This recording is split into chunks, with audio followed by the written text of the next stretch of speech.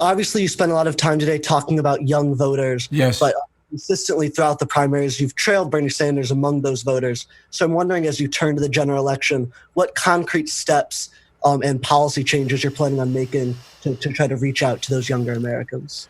Well, first of all, this is about what I'm talking about today is making sure that your generation, I'm assuming you're somewhere between 18 and 30, uh, 18. 18, that your generation doesn't end up behind the eight ball because you get hurt by this so badly you can't ever, when you get out of school, be able to move.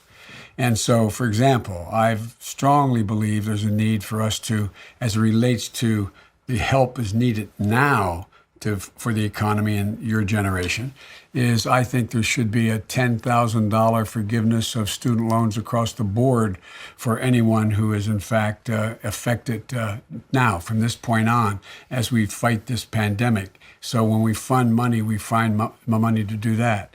Number two, I think it's vitally important that we have a health care proposal. That's why I'm strongly arguing that this administration drop their attempt to do away in court with Obamacare, and we build on Obamacare immediately to be able to provide for all the economic impact that is going to be required from a healthcare system, that people don't have to bear that themselves. It can be paid for, and they know it's going to be paid for.